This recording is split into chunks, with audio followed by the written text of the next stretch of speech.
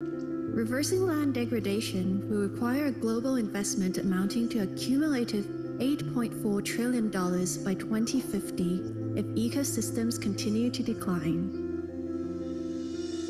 The consequences of inaction are dire for our planet and the people sharing it. But the opportunities are promising. Investing in returning land to health and ensuring it stays that way makes sound economic sense, and the benefits often far exceed the costs. Each dollar invested in land restoration is estimated to return between $7 to $30 in economic benefits. The time is now for actions and solutions. UNCCD Executive Secretary Ibrahim Tiao states, "Now is the time to harness political will, innovation, and collective action to restore our land and soil for short-term recovery and long-term regeneration to ensure a more stable and resilient future." Sustainable land management, or SLM, has a central role to play in all ecosystems.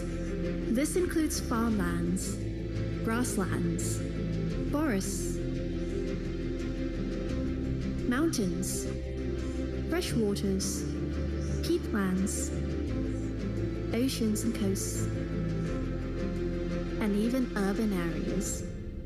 UNCCD has collaborated with the World Overview of Conservation Approaches and Technologies, WOCAT, to document underground SLM practices from success stories in ecosystems around the world, to give an idea of where and how SLM can contribute to land restoration.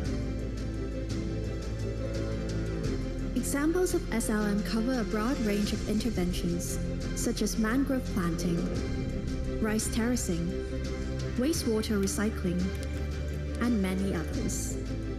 There are countless ways that we can restore our degraded land, and it's not too late to reverse course. By adopting more sustainable practices and planning for the long-term health of our land-based ecosystems, we can help to protect the planet and ensure a bright future for all. By restoring our land, we sustain life.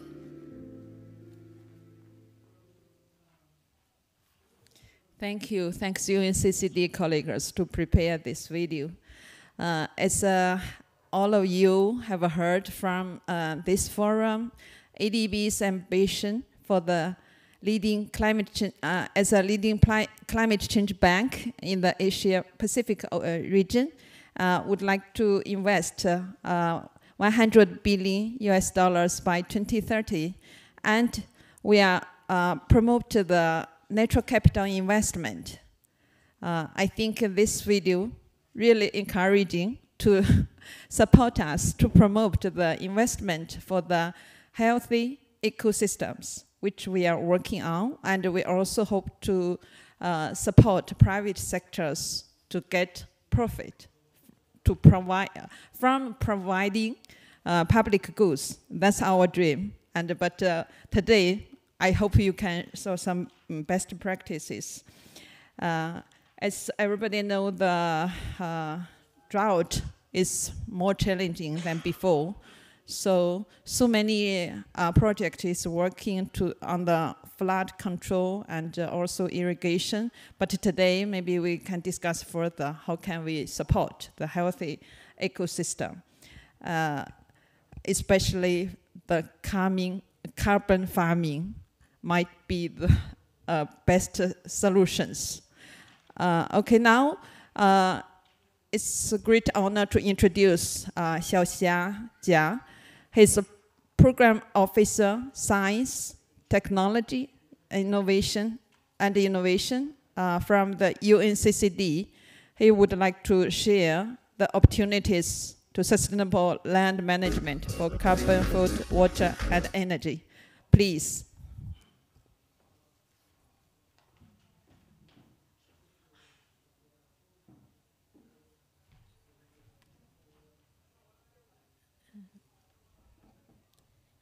Thank you, participants, we would like to share, you have already watched the video on sustainable land management.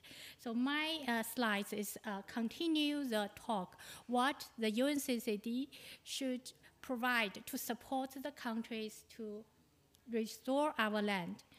You know where our food coming from?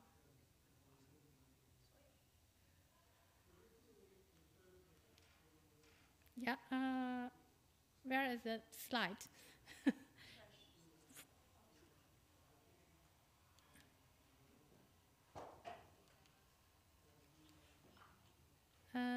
Okay.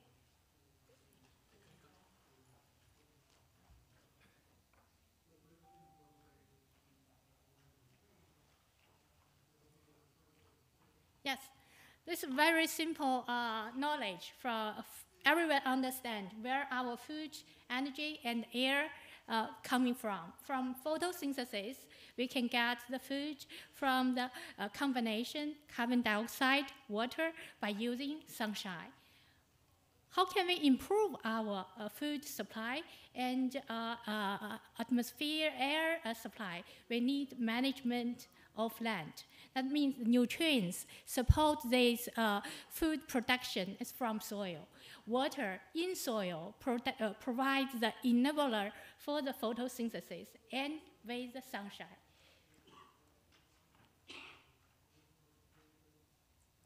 You know, this is a land. Healthy land will support the structure and the function of the land-based ecosystem. So it also plays a role of carbon sequestration, and also they give the emission. So two roles. How can we enhance the restoration of carbon in soil depending on in which way we manage land? So UNCCD also dealing with mitigation of drought effects. We know in recent 10 years, a drought in frequency, duration, and severity all has got worse, where human beings are suffering from much more impact from drought.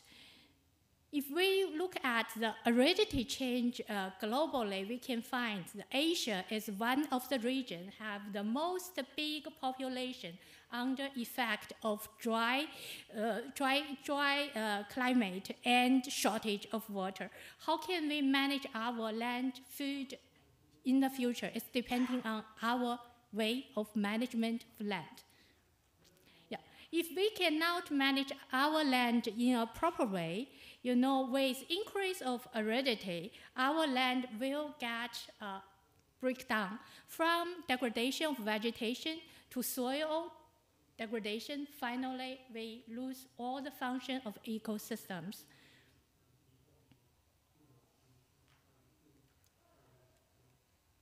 Yeah. So, and then we can find what is the role of UNCCD. UNCCD is a convention to support the countries to take a sustainable way to restoration, conservation, and sustainable use of the land and mitigation of drought. We have the UNCCD strategic framework. In this framework, land degradation neutrality was set as a visional long-term goal. That means by 2030, we would like to strive to achieve a land degradation neutrality world. Under this vision, we have 5 objectives. Objective 1 is to improve the affected ecosystems. Objective 2 is improve the population's living condition. Objective 3 is improve the resilience to drought and reduce the vulnerability of population and ecosystems.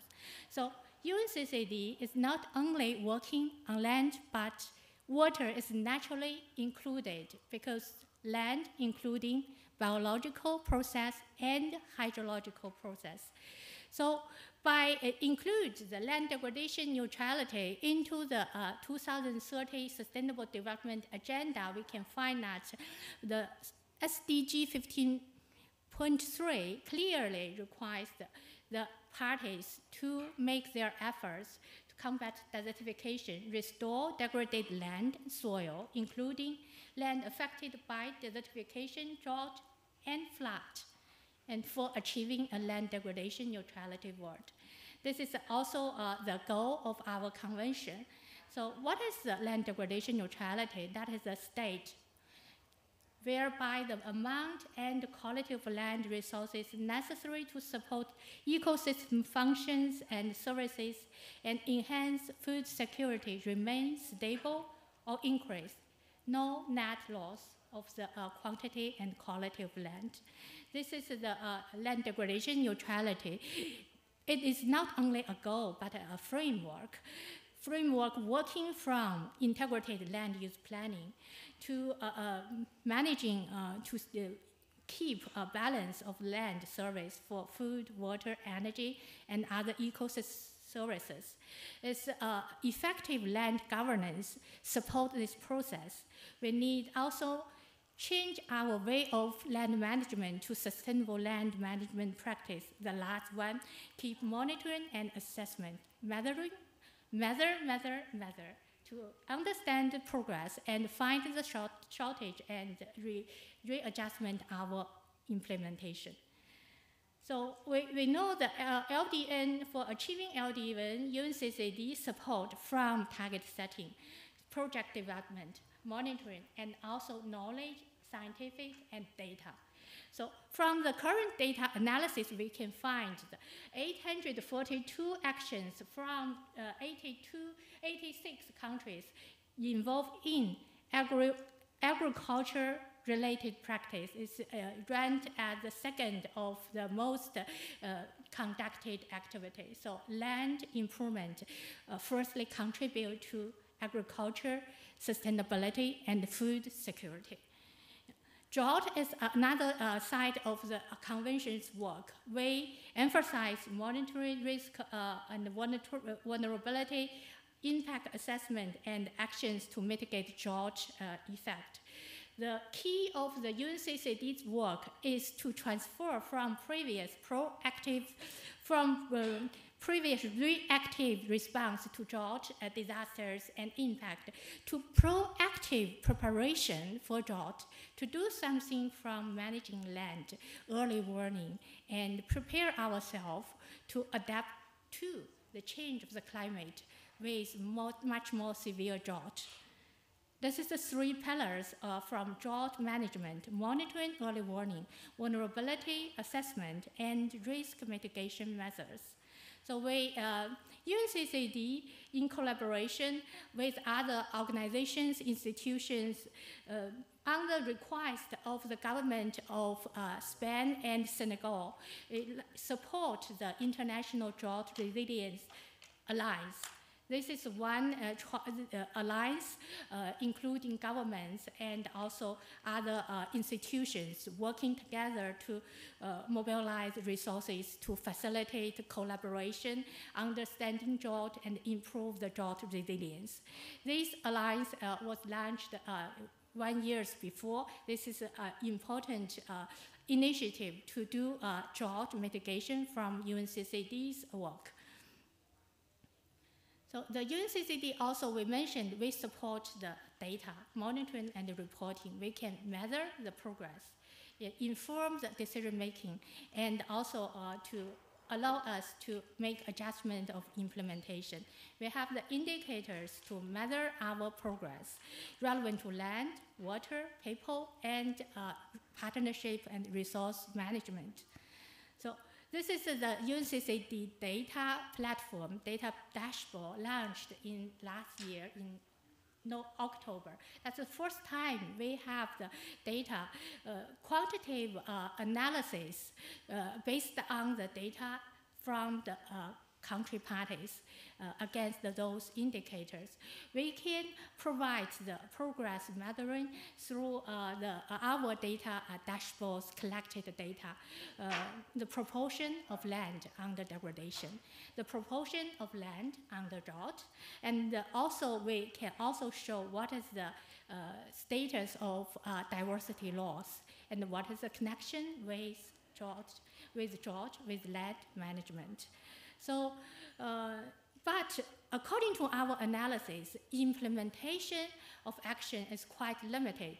is due to the lack of enough investment. You know, for a long time, because the restoration are time-consuming and also need a lot of earlier investment. But in early years of restoration, we have not so much of return. If we want to change the trends of degradation of our land and ecosystem functions, we need to fulfill the pledge made by the countries to at least restore 1 billion hectare degraded land by 2030.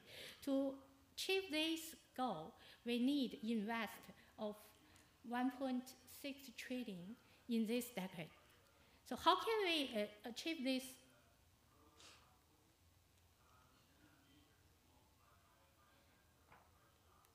Yeah. This is to show what the difference between natural restoration and human active restoration.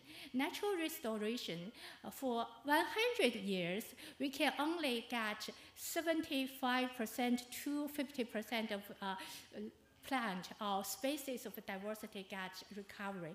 But for human active restoration with scientific methods, we can get 92% to 215% higher than the natural restoration. This research made by the US scientists, they made comparison of China's Green for Grain program with the natural generation. So that means we need actively act to restore our land.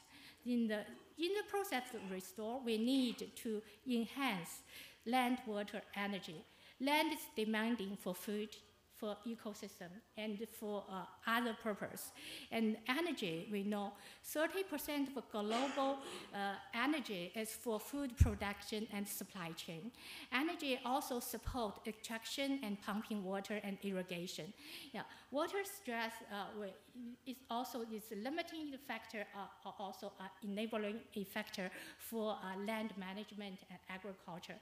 So how can we got those powers to enhance the water efficiency, to push forward our restoration? From this map, we can find the land degradation area coincide with the high potential solar energy area. So in dry area, maybe we can use the rich resources to power the land to get our vegetation and ecosystem restored more efficiently. So that is why we introduce at this time, want to introduce a new model, co-development of solar energy and restoration. Yeah. By this way, we can achieve double income. The solar panel can achieve, get electricity. And under panel practice, crop practice, rangeland management can also enhance income from land. That will enable the land users to get early return from their business from solar energy generation, selling the electricity. And you know the solar panel usually have lifespan of 25 to 30 years. In the 25 to 30 years, they give the time of the land to get restoration, step by step, get the possibility to get economic income.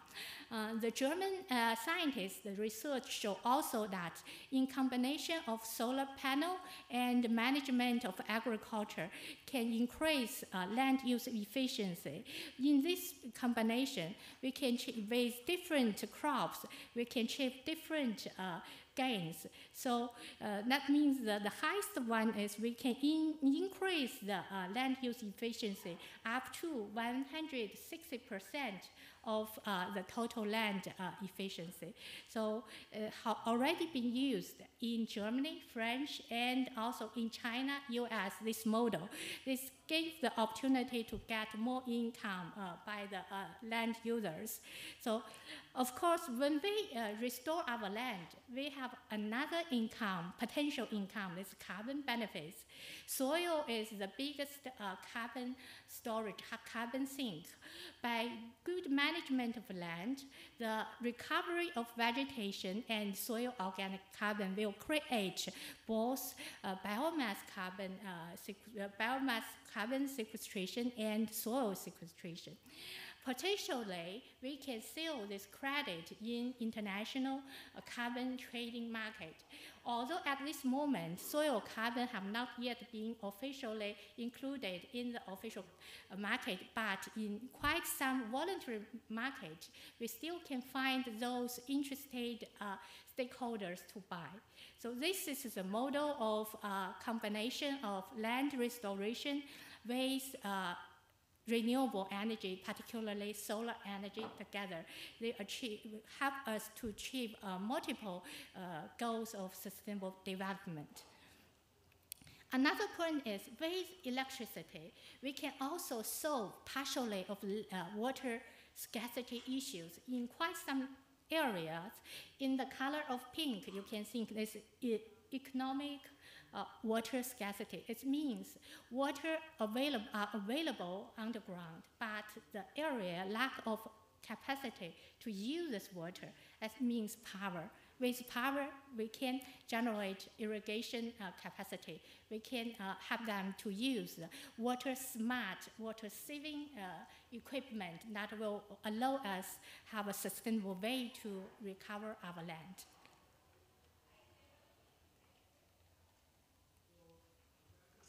The UNCCT can support the countries if we would like to restore our land from the land use planning.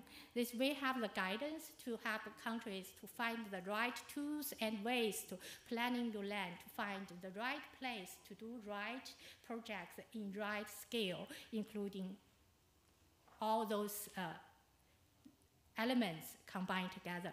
The last point, coming to our region, one of the examples in China's 15th 5 years plan, we can find the solar energy, the renewable energy development plan, mainly in west part of China.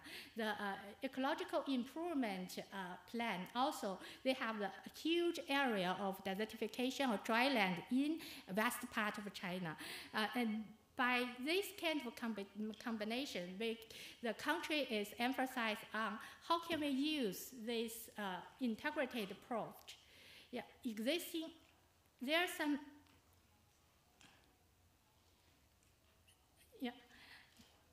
Central Asia have also this similar potential. Those countries have a big solar energy potential. They can use this kind of model and to solve their water issues by using water saving methods and others. So we can support design of sustainable management patterns with solar department colleagues together. So that is the way we would like to support the countries to achieve land degradation neutrality from 5 pathways to achieve multiple benefits, to find innovative financing, enhance subnational ownership and capacity, and improve inclusive governments that the stakeholders to participate, scaling up of our successful best practices and get the regional change. Thank you.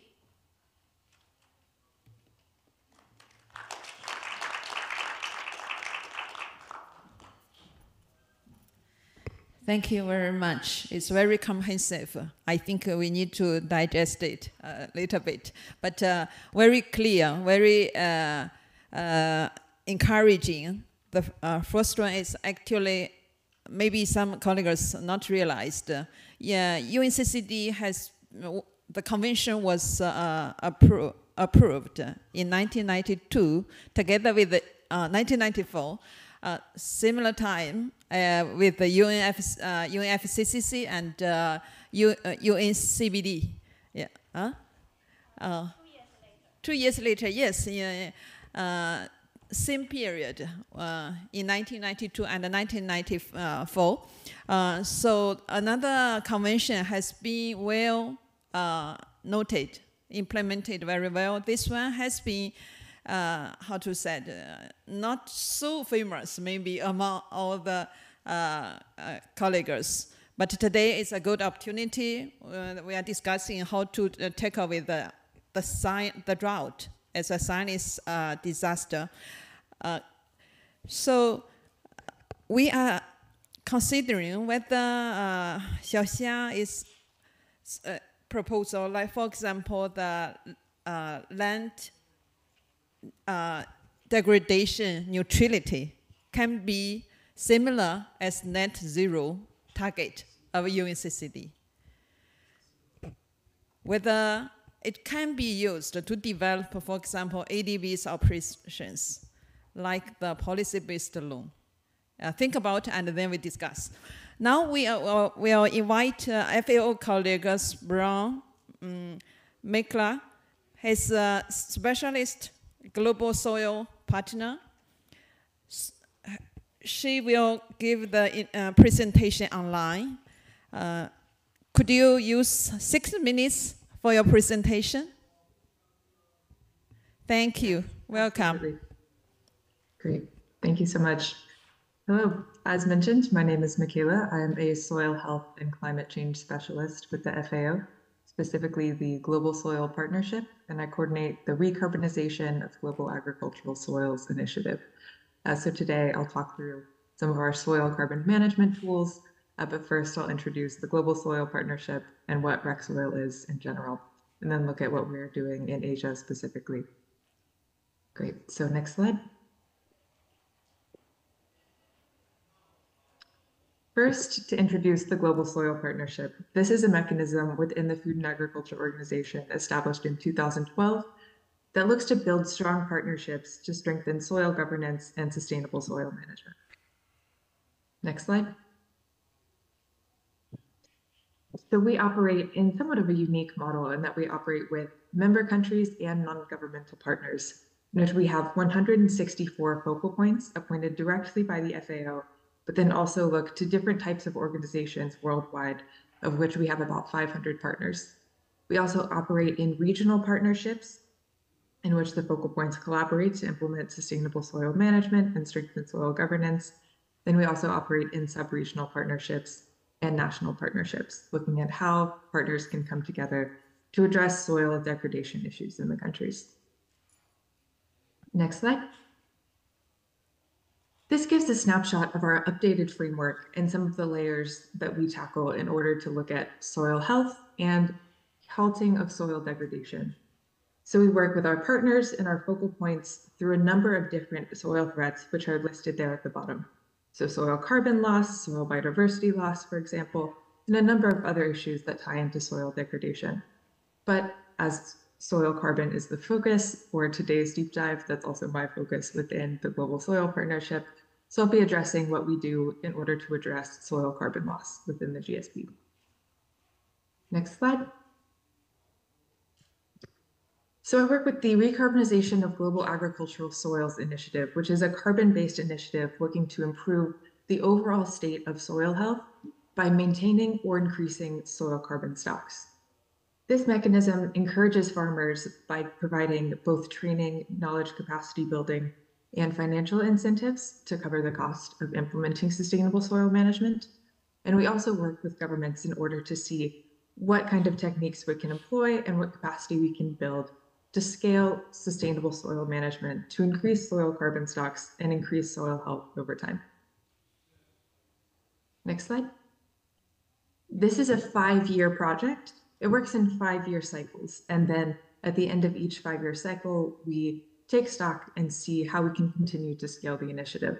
But this map shows the 7 phases that we operate in, going step by step to build capacity to address the relevant soil threats in each country. So we don't only focus on soil carbon loss, but also look at some of those other land issues that may be contributing to the decline in soil health in the country. So first, we use a set of tools to identify prime locations to sequester carbon, where sustainable soil management may have the highest impact. Next, we look into identifying the right partners within the country. So looking at all of the capabilities and seeing which partner institution can best fulfill those roles.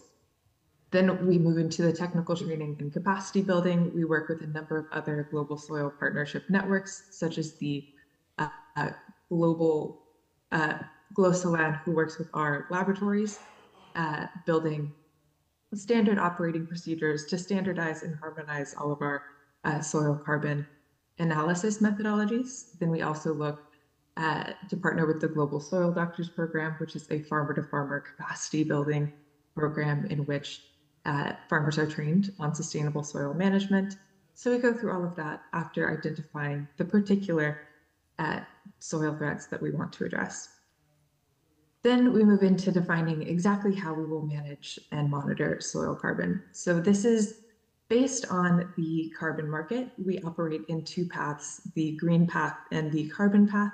The carbon path is geared towards directing participating countries to participate in the carbon market. We don't directly tie participants to the carbon market, but we do create an enabling environment so that if countries want to enter the carbon market, then all of our protocols will be helpful in facilitating that entry. We mostly focus on the green path, which does focus on soil carbon sequestration, but largely focuses on soil carbon sequestration for the output of soil health, which is slightly different from the end goal of the selling carbon credits on the carbon market. Then we move into the baseline assessment, in which we use the different SSM protocols and the Global Soil Organic Carbon Sequestration Monitoring, Reporting, and Verification Protocol to ensure that we're measuring and monitoring soil health and soil carbon in a way that's consistent across projects, but also consistent with international best practices, and again, can fit into the carbon market if that's what these projects so desire. Then the longest phase of the project is when we actually implement, measure, and monitor all of the sustainable soil management practices that were selected at the beginning. So this is the 4-year chunk in which each year the impact of sustainable soil management is monitored in the project sites over time.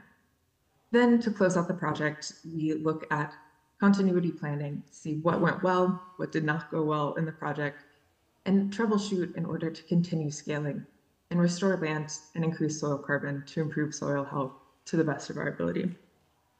Next slide. Within RecSoil, we use a number of different tools to achieve this end. The main tools that we rely on are our protocols. As mentioned, these standardize the way that we measure soil carbon, as soil carbon in the carbon market has been a hot issue, and we look to provide clarity and clear manuals in order to standardize and harmonize how we measure soil carbon and give clear, transparent methods of accurately, but also in a way that's tailored to the budget of the project, can measure soil carbon and how sustainable soil management impacts soil carbon over time. We also, as mentioned, work with a number of different networks within the Global Soil Partnership. We have, for example, the network on black soils or carbon-rich soils. So we're currently partnering, and I'll speak to this in the next slide as well, with the Black Soils Network in Kazakhstan to maintain and increase soil health there. We also work with the network of salt-affected soils or the network on soil pollution as we look to improve other soil health issues while increasing soil carbon, so we can ensure that our sustainable soil management practices have the highest impact possible. We also use a number of different geospatial tools, such as the Global Soil Organic Carbon Sequestration Map, to pinpoint where exactly the project could have the highest impact. So which pieces of land could sequester the most carbon or could increase the most in soil health by implementing sustainable soil management practices. Next slide. So that backdrop of the project, I'll go into some of the areas that we're working on in particularly Central Asia, but across Asia in general. So as mentioned, we are currently establishing a pilot project in Kazakhstan. Kazakhstan has an incredibly high proportion of black soil, which play an incredibly important role in carbon storage. So the degradation of black soils could lead to a massive increase in carbon emissions from soils. And we are currently seeing various land degradation issues in Kazakhstan within the black soils, but also soil pollution has been a significant issue, as well as persistent organic pesticides have been shown in various areas of Kazakhstan, and a number of ongoing projects within the Kazakhstan Country Office are related to soil pollution. So we wanted to combine efforts there to see how we could both protect existing carbon stocks, increase carbon stocks, and target those pollution issues that we're seeing. So our target production systems in these two regions, first in the north, this is an incredibly important grain production region. So we're looking at working with farmers to improve sustainable soil management and integrate things like intercropping or other practices in order to increase carbon stocks. And then also the amount of rangeland and livestock present in Kazakhstan is an important system that we're targeting as well. Then in the more southern regions, we're working with smallholder farmers. So outside Almaty, and this is where we're also particularly focusing on soil pollution remediation. So we're working with smallholder farmers to integrate sustainable soil management. And some of the activities that we're doing there is partnering with ongoing efforts. As mentioned, there's been important work in the FAO Kazakhstan office to establish monitoring systems for pollution. So now implementing sustainable soil management, continue that work. We're also selecting those practices to protect black soils. Next slide. In Uzbekistan, this is particularly interesting looking at the alignment of UNCCD and land degradation neutrality objectives, because there are ongoing efforts in Uzbekistan to protect the degradation, to make progress against land degradation neutrality objectives. And we're partnering with ongoing projects there to strengthen the soil carbon measuring capacity, as that's one of the 3 indicators under SDG 15.3.1. So we're looking at using rec soil tools to add clarity and specificity, as right now often the metrics are tied to land cover, which doesn't always directly integrate local specific soil carbon data. So the more we can accurately measure on the ground sequestration of carbon, the more we can add clarity into how Uzbekistan is progressing against those land degradation neutrality targets. So the 2 regions that are circled here, this is a map that FAO and WOCAT made collaboratively and inspects signs of land degradation. And as you can see, there's significant signs of land degradation in both of the regions that we're operating in. So currently working with professionals in Uzbekistan to determine the best practices in rangelands and in medicinal plant production to sequester soil carbon for the purpose of restoring land. We're also collaborating with the Network on Salt-Affected Soils in order to address salinity. So this is another example of where those indicators, such as soil organic carbon, can be advanced while addressing other holistic soil health issues. Next slide. So this just shows with greater clarity how we target improving the soil organic carbon metrics in the land degradation neutrality indicators. Next slide. Move through it quickly because I know we're crunched on time. And then lastly, while this is not a full-scale pilot project in Mongolia, we do use rec soil tools from time to time to strengthen capacity within projects, mostly again to add clarity into the soil carbon stocks and use tools in order to accurately measure how much soil carbon is being sequestered through sustainable soil management practices. So we use a number of spatial tools, both to target areas for scale-up.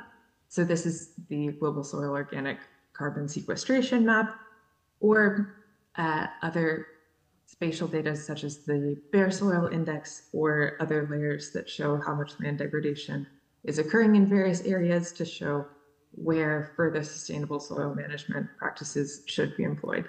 We also use these layers to generate strata for sampling, so we can sample a larger area, get clear indicators of how much soil carbon is being sequestered while reducing the number of samples that need to be taken. So in the case of Mongolia, for example, the project included over 50,000 hectares, and taking that many soil samples would be both cost prohibitive and too much labor. So providing solutions and concrete ways to reduce the number of samples while still providing accurate insight into how much into the soil carbon stocks in the project. Next slide. So in these different ways, in different projects, this is how Rec Soil is delivering a comprehensive toolkit with standardized methodologies that's also tailored to the other issues that are occurring in the particular area of operation of the pilot projects. And thank you so much for listening to a little bit about Rec Soil and ongoing efforts in Asia. That's all I have for you today, and happy to be here. Thank you so much for having me. Thank you very much, Michelo. That's excellent program, and also very valuable for ADB to reach our climate investment target. We have some loan project has been included on the soil health, soil improvement. So hope we'll have more opportunity to have further discussion. Next, we would like to invite different speakers from countries to share their best practices after this two keynote presentation. Great pleasure to invite DG Zuo Changsheng. Zuo Changsheng. He is the DG from the Bureau of State Farmers of the Ministry of Agriculture and Rural Affairs from China. You are flexible to share any ideas after these presentations. Welcome.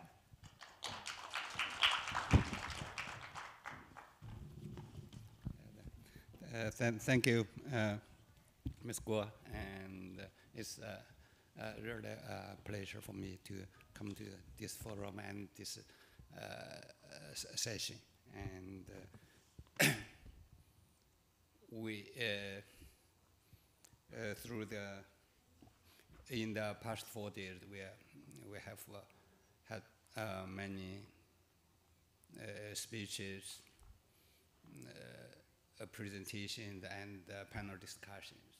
And we come here to face the challenge of food security, and especially in the panel, in the session discussion, we touch many aspects related to the food security. Today, the world is facing many new challenges: climate change, geopolitical conflict,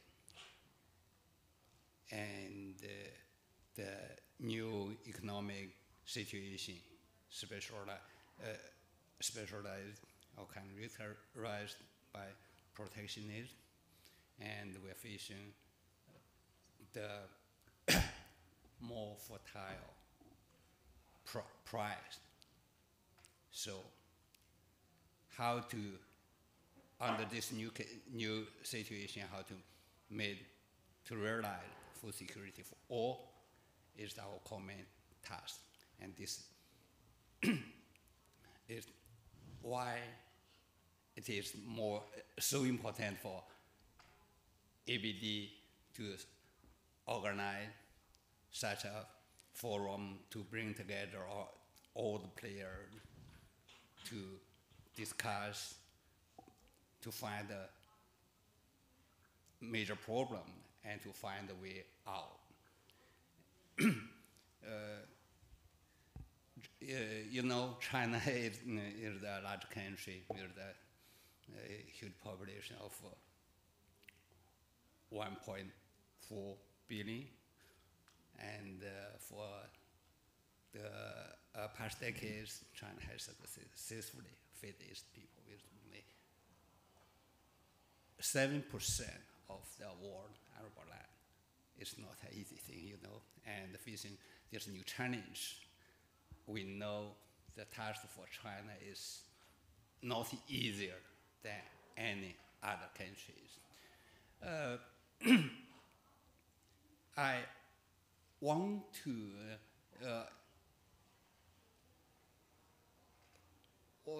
when I was asked by Madame Guo to say something, to share our stories, China's stories, I think it over. What can I contribute to this discussion. We have many experts, policy expert, soil expert, and information technology expert. I myself come from the Ministry of Agriculture, and I worked there for more than 30 years. And through my personal experience and based on the successful Chinese story in realizing food security, I just want to share 3 points with our friends. That is how to successfully implement our theories, our models, our ideas into practice. I want to emphasize 3 aspects.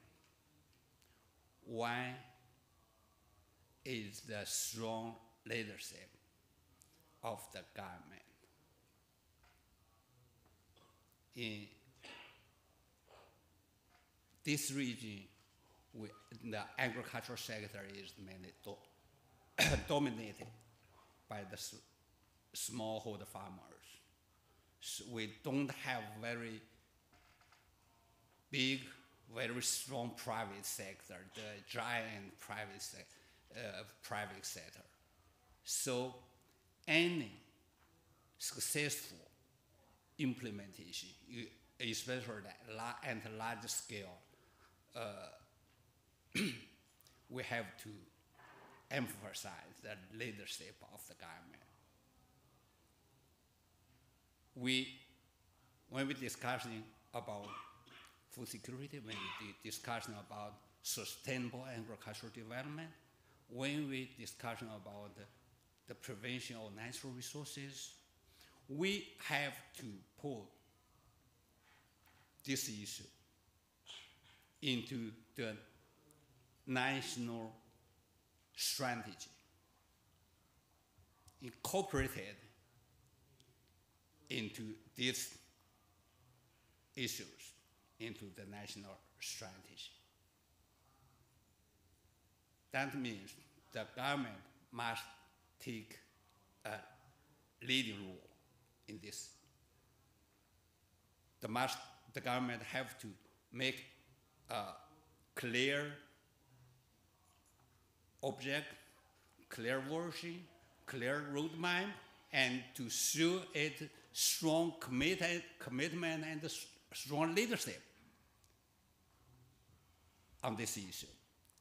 And it must, in doing so, it must provide more support, more public good to the society. That's the first thing I want to say. The second point is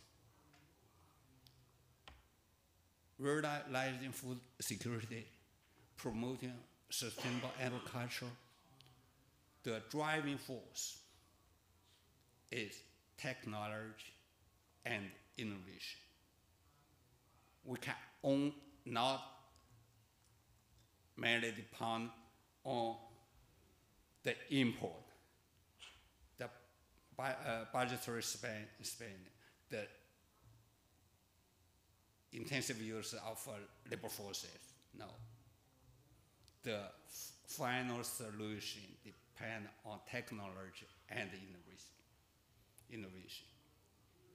In each country, in each period, and in each region, we have different problems. So we have to identify the major technology to addressing these issues. And when we talk about technology, it's not only about cutting edge or high-tech technology. That is very important, of course. On the other hand, we have to pay more attention to the practical or useful practice models and the creation of a practical system may be created by the local farmers. And that is the second point. The last point I want to say is that in implementing this policy, in implementing our program, we must put the farmers at the center of our work. Then we must address the concerns of the farmers. We must integrate the farmers in these activities. And we must make sure that the farmers can benefit from this action, these programs. Right? Oh, that's what I want to share with you. Thank you for your attention.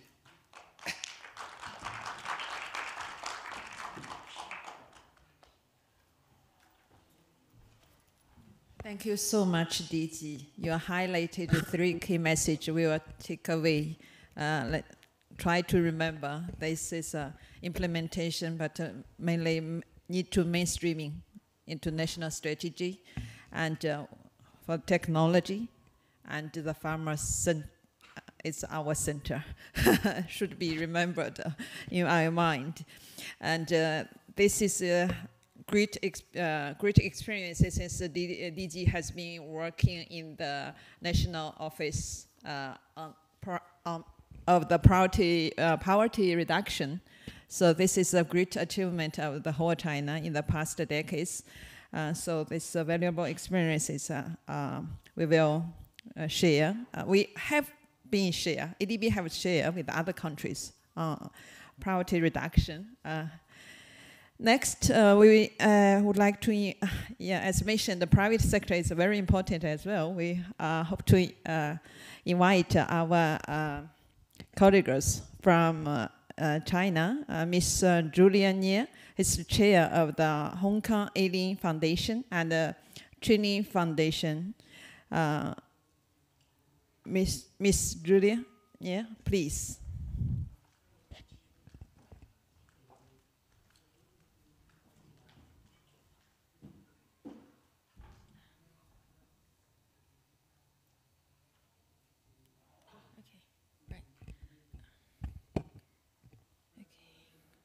My topic today is about the Kubuchi model. Let me introduce you a little bit about E-Line Group, which has been conduct desert control and governance in the past 35 years, and is being rewarded with World Dryland Champion and Champion of the Earth by the United Nations. The pictures on the right side are both taken from the satellite, showing a comparison of a selective area of the Kubuchi Desert before and after 16 years of successfully desert control and governance. Kubuchi Desert. Kubuchi Desert is the 7th largest desert in China with a total area of 18,600 square kilometers in the Erdo Space, Inner Mongolian, and is the closest desert to the capital city of Beijing. According to the Book of Poetry, the ancient city of Sufang used to appear in the Kubuchi area about 3,000 years ago. At that time, Kubuchi area was full of grass, abundant water, and herds of cattle and sheep.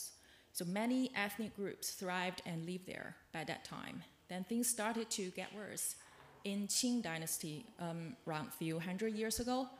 And because of years of wars and overgrazing and cultivating, Kubuqi area became desert and has a name of the Sea of Death. Okay, this is Mr. Wang Wenbiao, the founder of Land Group, receiving award from the United Nations and being invited at an award ceremony by Xi Jinping, the chairman of China.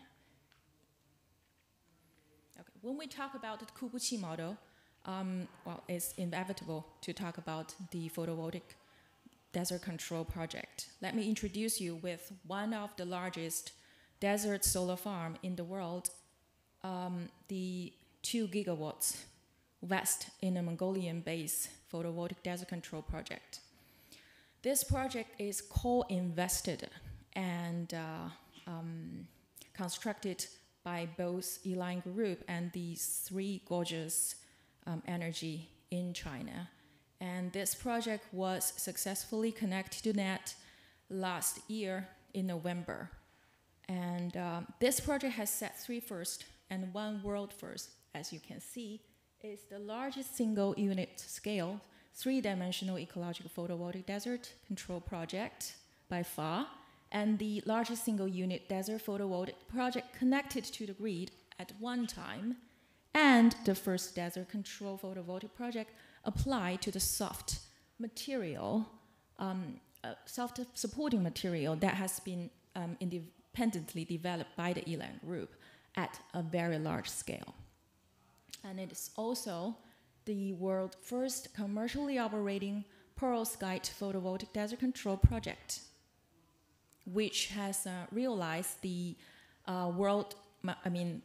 large scale of industrialization application for the perovskite photovoltaic module. The ELINE 3-dimensional structure eco photovoltaic desert control model. What is this? Actually, we call it the 3 integrations. This model has almost fully utilized ELINE's research and development for 12 years. So what does this model work? It actually combines photovoltaic with ecological desert control and low carbon industries together with modern agriculture. So as you can see from the picture, right, it has double power generation on top of the panel and have double agriculture beneath them and double breeding in between. Well, the use, So the use of double glaze module achieves the bifacial power generation on top of the panel, and it could increase power generation by 5 to 10%. And below the panel, on the ground, the large span of the use of soft material supporting brackets could allow high quality of forage and medicinal crops to be planted in between the panels. So to achieve ecological agriculture. And as you see, the animals there, they are the sheep and chicken. Right? By returning those animal waste back to the soil for desert control and soil improvement. This is how the model works, and it could achieve the photovoltaic plus multi-benefits.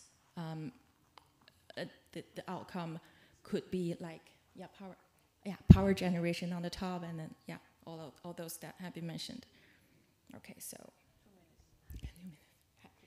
this model could actually generate annual green electricity by around 4.1 billion kilowatt hours, can reduce coal use around 1.3 million million tons, and reduce 3.2 million metric tons of carbon emission. So up to 16,500 acres of desert could be restored and controlled, and using the other technique that has been developed by Land Group, such as the micro-invasive plantation and drone seeding, this type of technologies, well, the desert has been controlled and there is a reduction of 2 million tons of sediment transported into the Yellow River each year. And this model has also powerfully driven local economic to develop, as well as offering job opportunities to the local farmers and herdsmen. During construction period, 1,000 working opportunities has been offered in the community, and during the operation phase, we expecting a steady 500 working opportunity to be offered each year in activities such as module cleaning, crop maintenance, and forestry farming. So yeah, I would say desert control is a practice practiced systematically. So it needs big data analysis, germplasm technology, and plantation technologies. Let me give you an example. The drone, using drone sowing. Okay, a drone can carry up to 10 kilograms of seeds and can fly 3 kilometers far. And the seeds are actually covered by a special material that is made of compostable materials, which could provide the seeds in sufficient nutrition and moisture for them to be able to anchor into the seeds.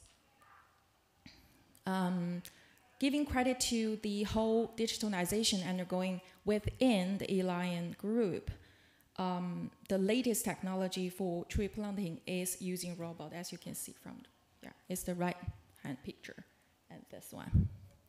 Okay, so according to the planting scheme, this type of robot can optimize the planting routes by identifying and avoiding the obstacles, then carrying out autonomous digging and planting. So according to data, the yield could be 60% higher in terms of efficiency and 50% higher in terms of survival rate. Right. So the cost of planting like 10 billion trees could be reduced up to $100 million US. So it's quite a significant improvement. All right, this is the Kubuqi, has the largest germplasm resources bank in the west of China. And it has successfully cultivated more than 1,000 cold-resistant, drought-resistant, and salt alkali-resistant plantations, providing strong guarantee for governance of the Kubuqi Desert. Okay, here are some products of the Kubuqi Desert. The end products are mainly made of the fruits and medicinal crops planted in the Kubuqi Desert. As you can see, some health products, some beverage, cooking oil, and wine. Yeah.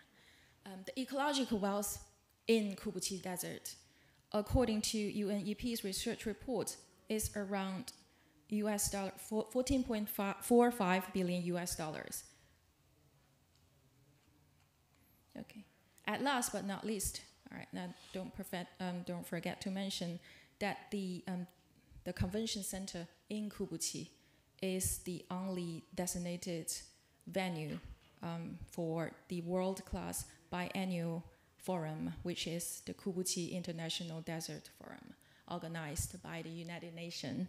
And it has been successfully held for 9 times in the past, and we're expecting the 10th to come in the coming 2025. And that is all for me today. Thank you very much. Thank you very much, Julia. We has been behind the schedule, but I would like to show another TA results on Kubuqi, please.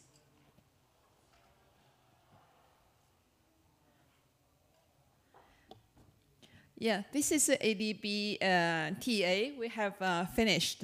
We focus on the GEP accounting, and I will skip it, and we work on to support the Natural Capital Lab. I skip the background. Here is ADB's Natural Laboratory Virtual Platform. Here we have an ADB colleague, Snaria, who has been working together with me for the COP28 site event, and he is leading the Natural Capital and the Natural Capital Fund.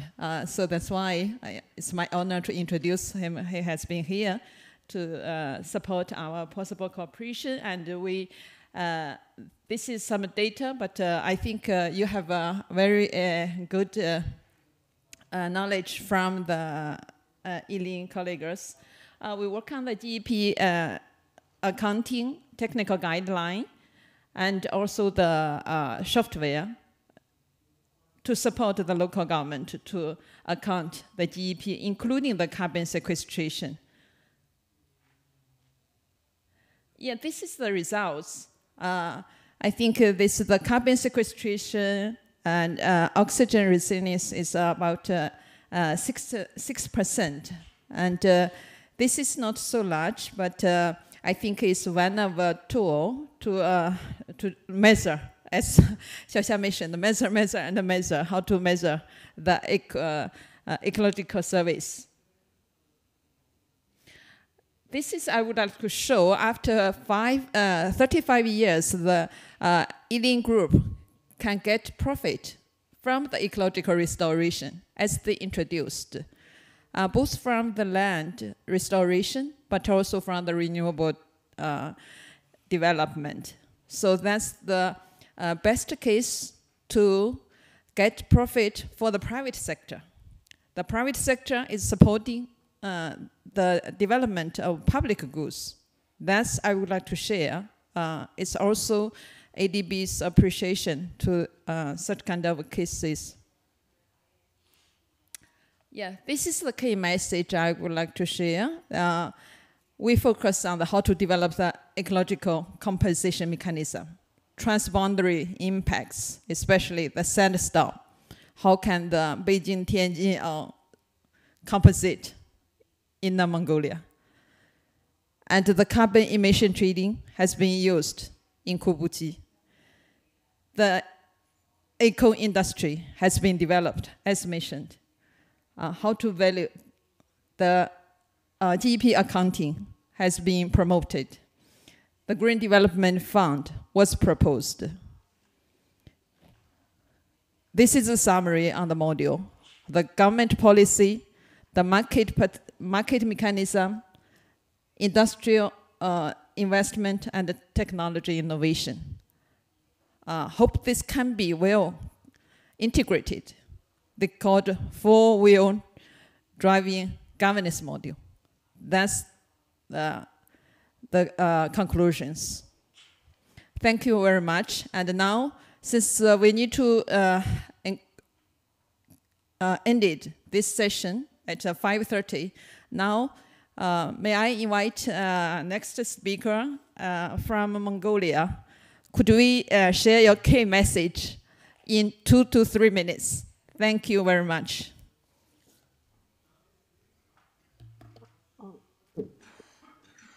Well, because my PPT is, I hope, is accessible to all others, I would just say a few minutes, because I have a few minutes. Well, for Mongolia, land degradation is mainly related with rangeland use. Second, the main human-induced induced degradation comes from the mining and adjacent infrastructure, like roads, linear infrastructure, some camps and so on. But in majority, the land degradation more related with the rangeland. That's why during last 20 years, Mongolia is addressing this issue quite a lot. If we go to the lower slide, I think on the third slide,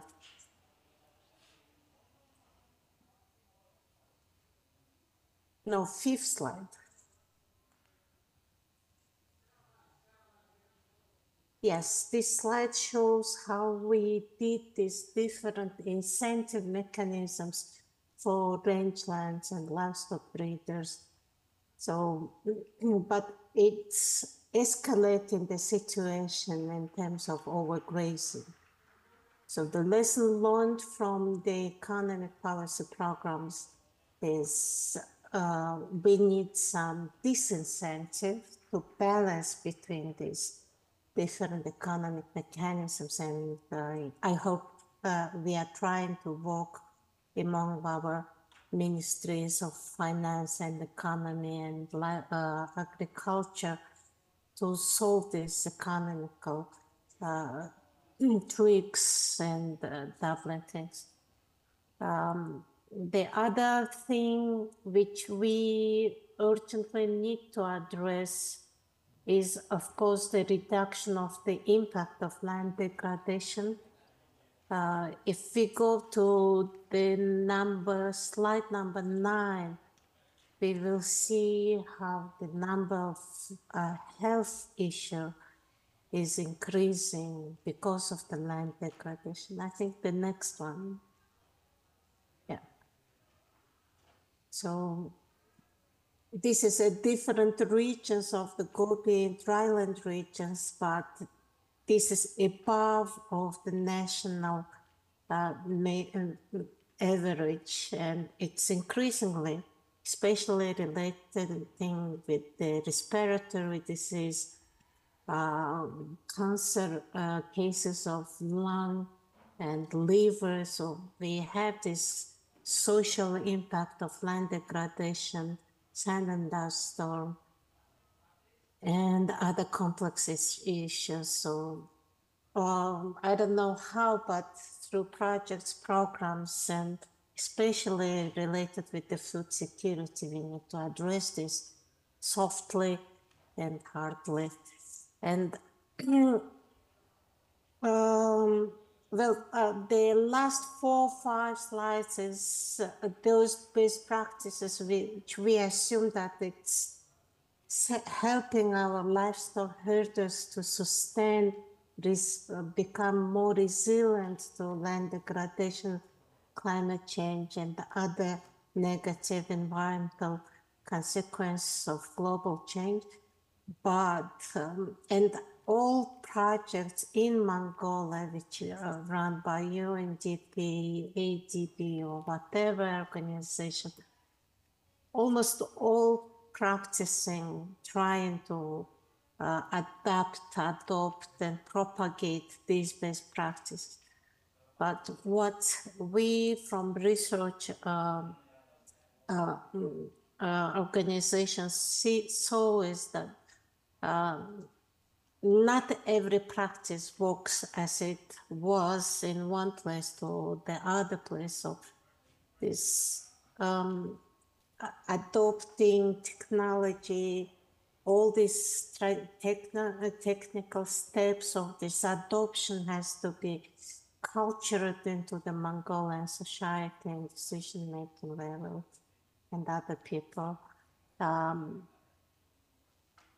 As I show in my previous picture about the economic incentives, the one thing is economic growth with the bad economic decisions or political decisions are not good for environment at all. It's not solving that problem. So in that term, we need to learn a lot from especially from Southeast Asian countries, how they solve these economical incentive programs to sustain livelihood from another side and sustain economy and environment on the other side. I do know that the Mekong River Initiative had a great impact in terms of land degradation, in terms of economic sustainability. And the last thing is responsibility comes with the strong education even though, yes, we have many TAs from ADB, many grants, and Mongolian ADB portfolios, a lot focused on education, higher education. It's still not well culture in this things related with the lifelong learning and other stuff, which is key for propagating, adopting different technologies. And I think that's all my message which I prepared. Thank you for Thank you very much. attention. Thank you very much, Mandaka. I well noted your background is the geography, the economic, social, and environment is the key pillar which we are working for, and governance is the most important. Hope we can work together to develop the cooperation between PRC and Mongolia, as well as the Central Asia countries, to share your knowledge.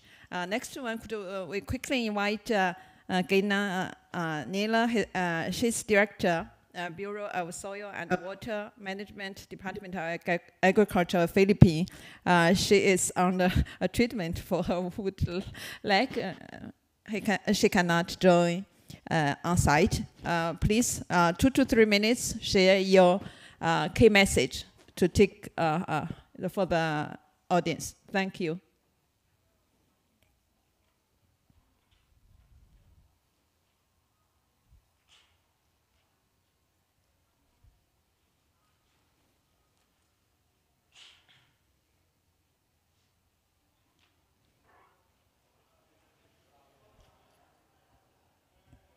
Can you hear us?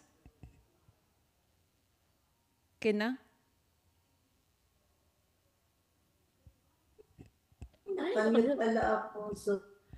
Okay.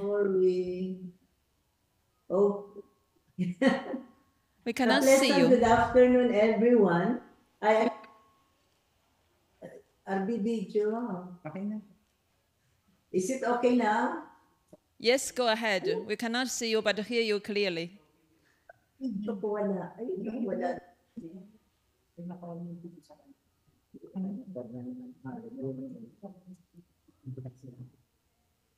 Okay. Go ahead. A pleasant good afternoon, everyone. I am grateful to the organizers, the Asian Development Bank, and the UNCCD for inviting us in this forum. The UNCCD is only convention based at the Department of Agriculture, and indeed it's an honor and privilege for the Bureau of Soils and Water Management as the UNCCD focal for the country to participate in this event. We are also the nationally, can we please move the slide? Next slide, please. Can I control this slide? Could you share your conclusions and suggestions to us? Thank you. Okay, thank you. So I am pleased I would like to discuss in this paper that the Bureau of Soils and Water Management, as the nationally mandated agency on soil and water management,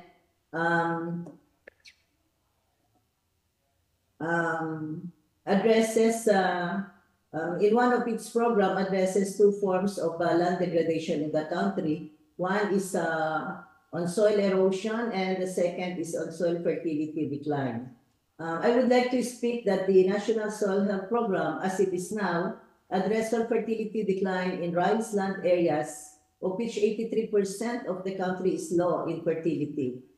However, what is unique in the program is that soil health is regularly monitored and measured in addition to sustainable land management technology.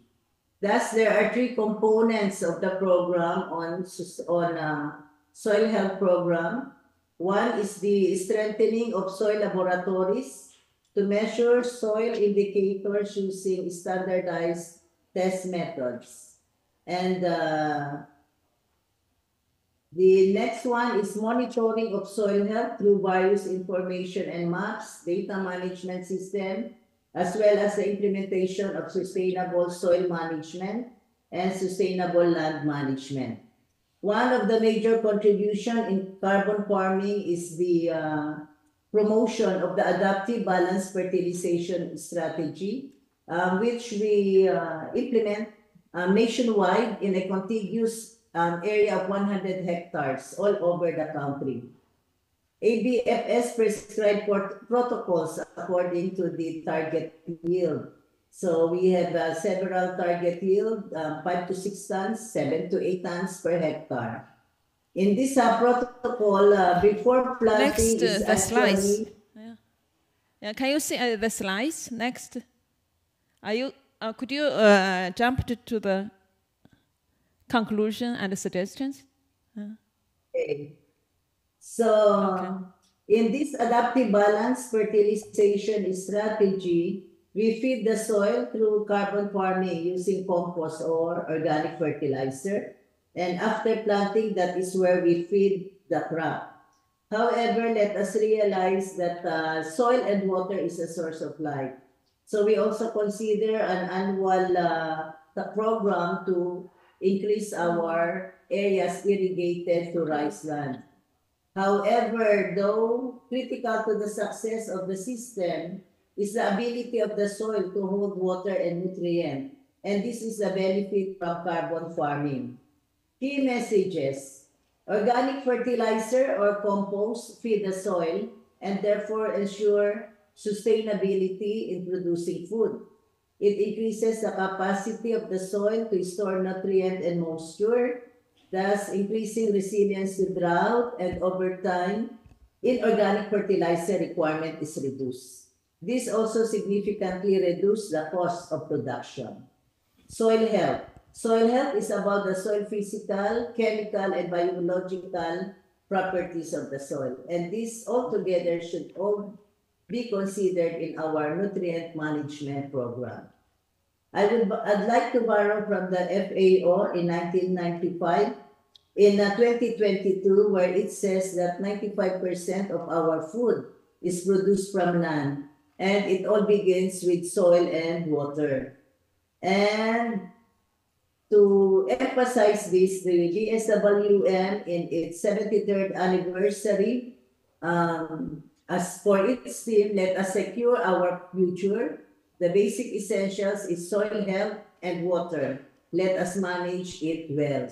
So cheers to BSWM at 73. Thank you very much. Thank you so much, Gina. Thank you. You big plow. Yeah. Hope you recovered soon. Next one speaker is our excellent Mr. Wu Zhang. He's a Program Officer, Innovative Finance, Global Mechanism from UNCCD. The floor is yours. Thank you. Thank you so much. I hope I could finish this very quickly. I think this would be the shortest presentation I have made in my life. So to make a long story short, the global mechanism we are working is to assist countries to develop projects and programs to deliver on the country's commitment on LDN. That's kind of the whole story that I want to talk about. Yes, I can skip this one because of thanks to the Gia and the previous speakers, these two. So our work streams are based on two. We are supporting countries through two work streams. One is the targeting process of the LDN. So under this project, more than 130 participating countries established their national target sets. And then some of those are already approved at highest level at the government. So we are continue to support them to develop projects based on these targets.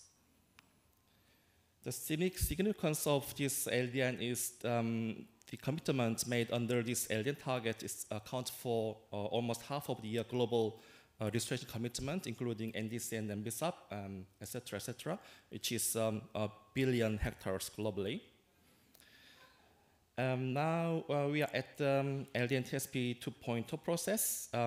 Once countries done the LDN targeting process, we continue to support countries to define the LDN targets, which will be more specific, time-bounded, and policy coherent, quantitative, and spatially explicit, and the gender is responsive, etc., etc. So this is next step of the LDN target setting. Now we have 18 countries for pilot. This will be expanded in coming years. And after the LDN targeting process done, then we support countries to develop actual projects, translating into the voluntary targets to actual actions on the ground. So this process is supported through the transformative project and program development. Actually, this to access this support, we need countries' a letter to requesting our support.